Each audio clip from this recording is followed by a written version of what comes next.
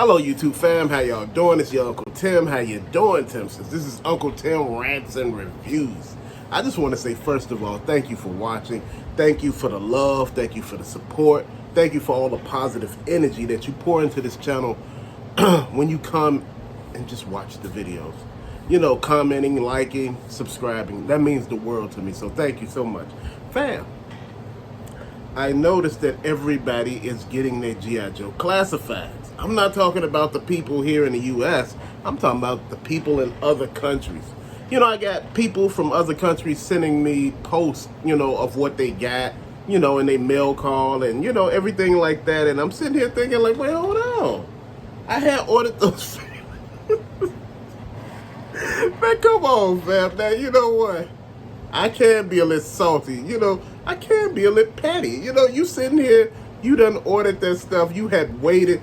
Then at the last minute, you know, I just went ahead and just stopped my order because I was upset. You know, fam, look. You know, me just venting about this is not me going insane or crazy about any of this stuff. It's just me venting. Fam, and I know you can relate and I know you can feel what I'm saying because I know a lot of y'all could understand this. We've been waiting years for G.I. Joe figures. Where they at? Fam, where they at? We doing pre-orders for figures that's non-existent. You know, well, what you're going to do is once you pre-order, we're going to get a cloud fundraiser together. After we get the cloud fundraiser together, we're going to ante up all the pre-order amounts and we're going to create a prototype. Once we get that prototype out, we're going to start whipping out a grand total of 20. You sitting here like, wait, 20 figures? It's close to damn near 10 million collectors that I know about personally. And, and you sitting there thinking like 20 figures for 10 million people. How that this supposed to work? So fam, thinking about it. You know, I'm just looking, I said, wait, hold on. Hasbro biggest market is the US. I understand we think that other markets are bigger than the US. Well, a lot of them might be. I have no idea. But the US spends so much of money frivolously. You know, we have so much, you know, as a lot of people say, disposable income. And fam, you looking for some figures, you done saved up a little bit, scrounged up a little more money, put it off to the side. Now you're countering that the figure is at least $70 now. So you countering that. So you say, I might just get one at $70, you know. So at that $70 price point, I'm just going to pick up one. But hell, the pre-order never comes. Fam, you know, I still go to stores and things like that. And my friends tell me they're not able to pick up any alley vipers or bats. They can't find them anywhere. And fam, like I said, you know, that time is come and gone. I found a few, but I didn't pick them up. When you hitting me with those crazy prices, I had to put them back down. I said, oh, no, you playing in here. Fam, nobody ain't trying to spend that much of money on any damn thing. You know, I'm just joking when I said, you know, I spent $70 on one. No, fam, no. See, that's the thing. You done built the demand up so high that you got even scalpers not wanting to pick your figures up because there's no meat on that bone. You get what I'm saying? You know what?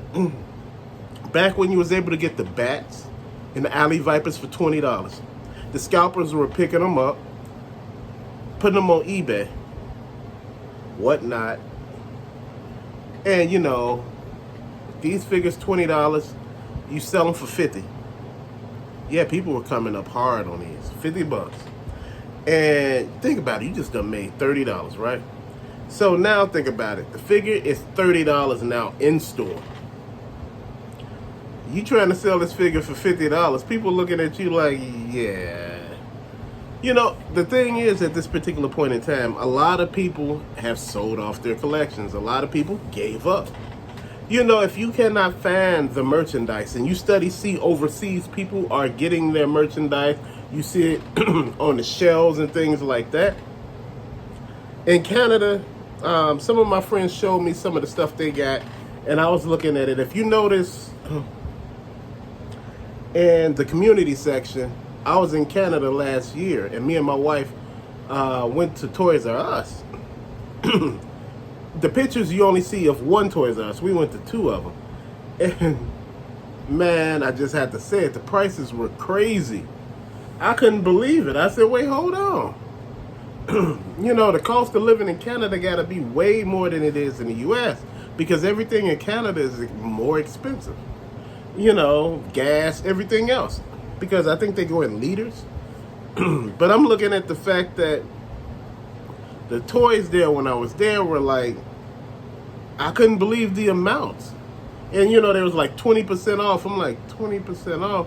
So I was doing the math on my damn phone and I'm like, that ain't enough. These are too expensive.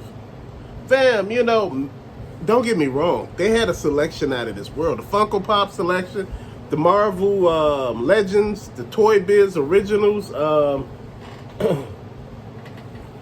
They had G.I. Joe the movie. They didn't have Classified for some reason. They checked the back. They looked all back there for me.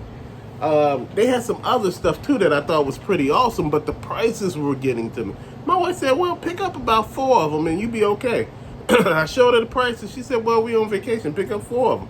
And I was like, I can't even see spending that. Even on vacation, fam. And see, this is the thing that I'm trying to say. Even back then, the prices were high, in Canada. Now the prices are coming here and getting much higher. Everything has went up. Masters of the Universe have went up. They all complaining about the Wonder Bread He-Man. You remember that one you used to sit on from Wonder Bread? He had the Zodiac costume on. Somebody found one in California, on the shelf for the new Masters of the Universe Origins. But you know what? I find that a lot of these figures, a lot of hard work goes into searching for some of this stuff. Fam, you got to be completely dedicated to this. You have to be almost a reseller to pick up some of this stuff because the average person don't have a lot of time to really go through this. Again, I see it, if you was working and that was your side hustle, fam, we got to look at it from all angles.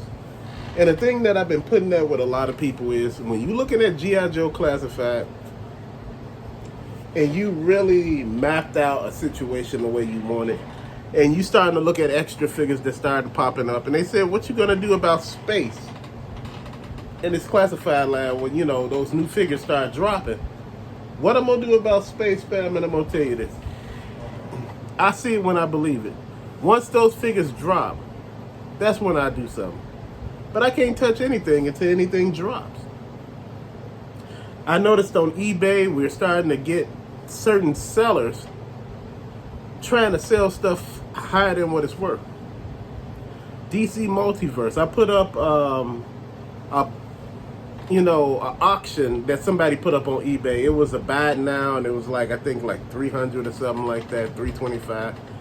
The figures didn't add up. I was looking at the figures. I'm like, where are they getting the prices at for this? One thing about DC Multiverse figures, a lot of them really don't hold value. Just like one of the commenters said, Marvel Legends do hold value. Because, you can get your money back in that. In certain cases, certain figures. Fam, this is what I'm saying. You got to be kind of careful what you're picking up. Stuff that look like a deal, after you add the taxes in and every damn thing like that, the shipping, may not be a deal. If they're open figures, it ain't the same as figures being boxed. And half of the figures that I seen in that particular lot, you could buy them right off the shelf. And I'm like, for cheap. And I'm like, wait, hold on. Half of these figures on clearance. Only thing that wasn't was the Robin Crow. And that's the thing. I think they charged basically off the Robin Crows. We got 3 of them, so that's what we're going with. But they basically going on eBay for $25 a piece, so fam, I'm looking at it like this. G.I. Joe Classified is basically failing us. They're selling all the merchandise overseas. And once it get here, you have a small amount that's being distributed among stores. And you sitting back like, damn, are y'all trying to lose? Are y'all not trying to make any money? I thought the goal of a toy company was to sell toys and to make a profit. I understand they're making profits by raising prices, reducing waste, and things like that. I understand. It makes sense. But your product should never, ever suffer.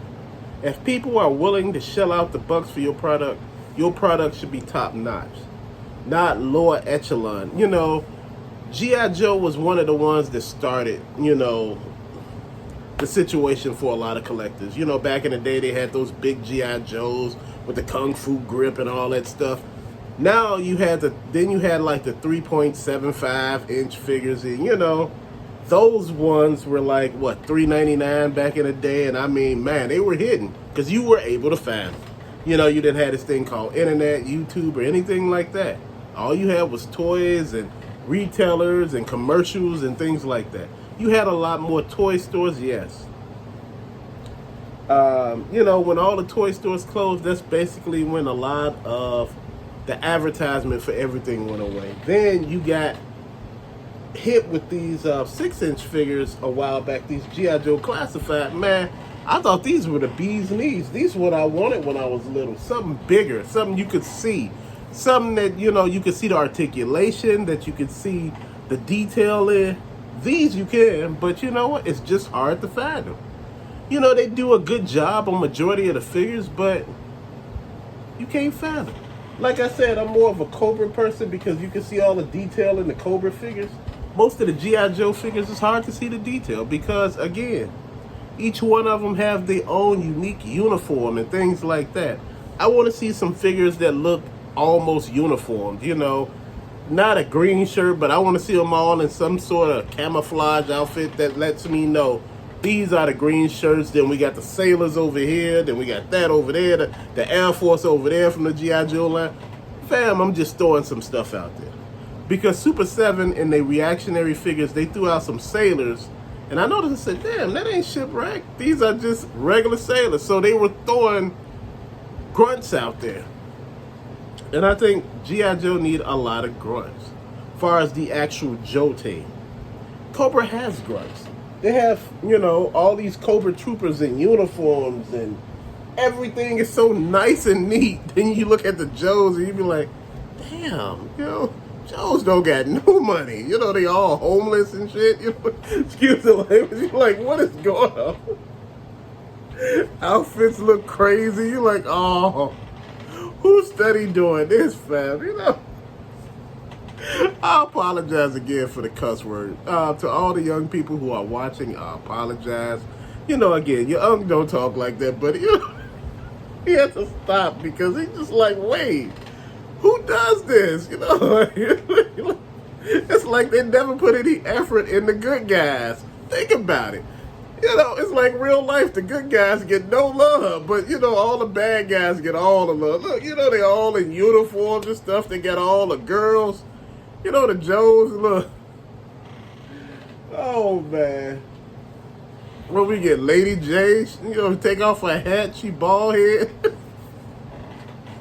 Fam, smile. Just smile. You know, I'm just running and just talking nonsense right now. But I'm just saying, I'm being real. You know, we put a lot of effort into collecting, and I noticed over a period of time that we're not being treated fairly, fam.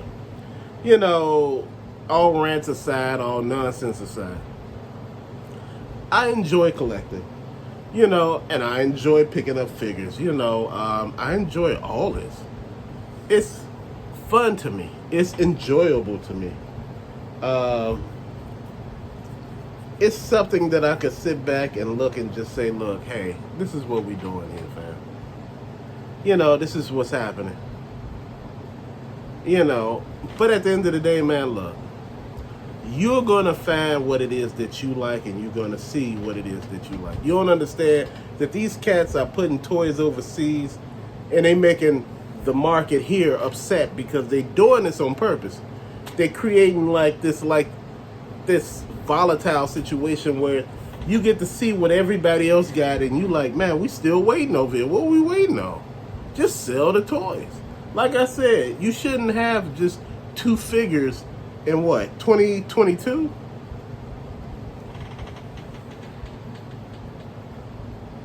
Yeah, I'm thinking what, about 2 figures? What, a whole bunch of snake eyes? Family, you need more than 2 figures a year. You need at least 10, 15. You need to have it going. You need to push them out because people will buy them. Push out quality product, people will buy them. As with the Power Rangers, there's a lot of people been going off about the Power Rangers. There's a lot of quality control issues going on over there. Knee locks, elbow locks, hand locks. If you twist the hand, the whole hand breaks off. I'm like, wait, hold on. My friend twisted the hand and the whole hand broke off. I said, oh. I said, well, just put it back in the hook. The little hook piece fell off. You know, the little thing that you stick in? It broke off. I said, man, come on. All he did was move the hand around because he was trying to do a review. And I'm like, dude, see, this is what the problem is. This stuff here. Flimsy material. Being cheap on a real profitable line. You never, ever get skimpy when things are really, really profitable for you. If it's not broke, do not try to fix it. That's the line that my parents taught me. That's the line that I teach my kids. If it's not broke, do not fix it. If your car has been running for 10 years, all you do is get gas, oil changes, and minor tune-ups, and it ain't did anything else. Ain't nothing else broke. Don't try to get nothing fixed. Leave it the way it is. If anything, just get it painted and moved on. But don't try to get nothing fixed that ain't broke. If it ain't broke, don't fix it.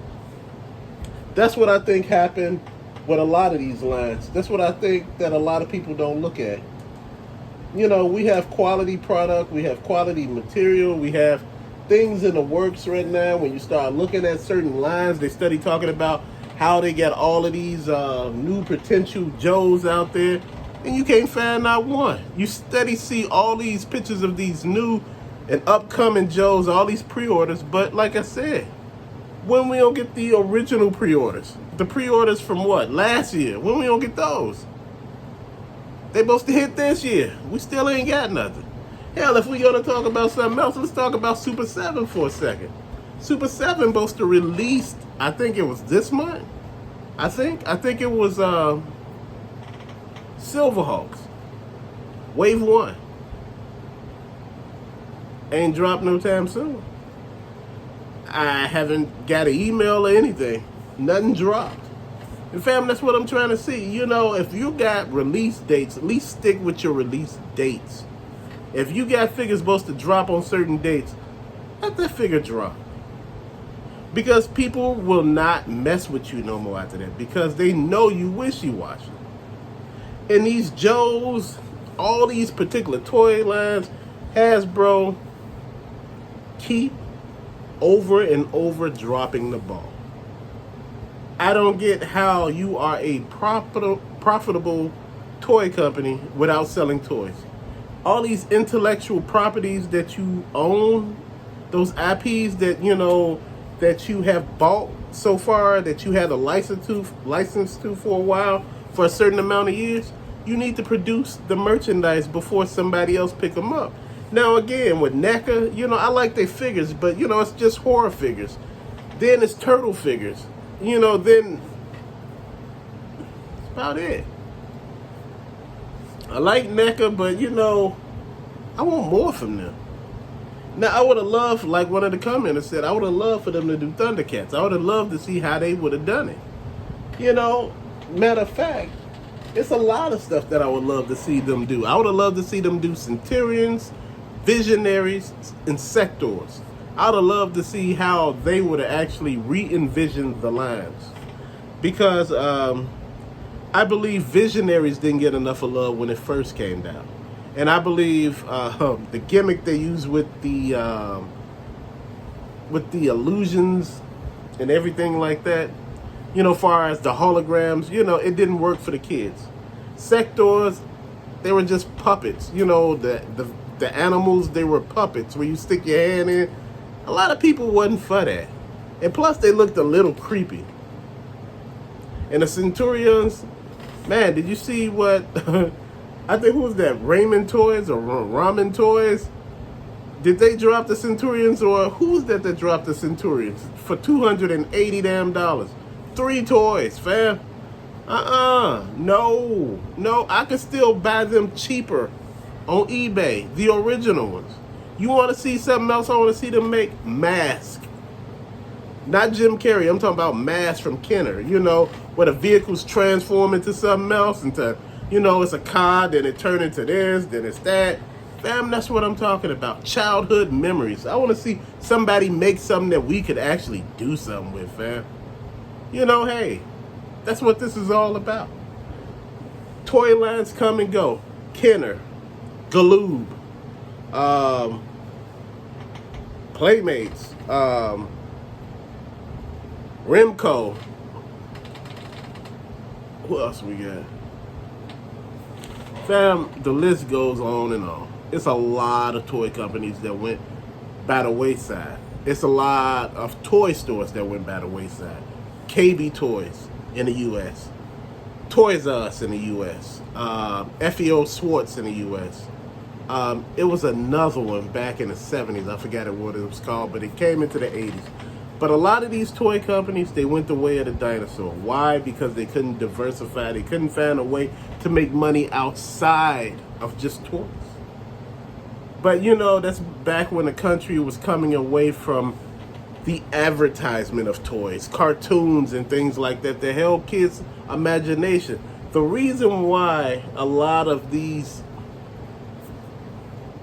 government entities, in my opinion, don't want people, as far as kids, to watch cartoons, because it did something to the imagination. Cartoons and all of that stuff got kids outside. They had little messages on them, like, knowing is half the battle from G.I. Joe, then other messages from the Planeteers and Captain Planet.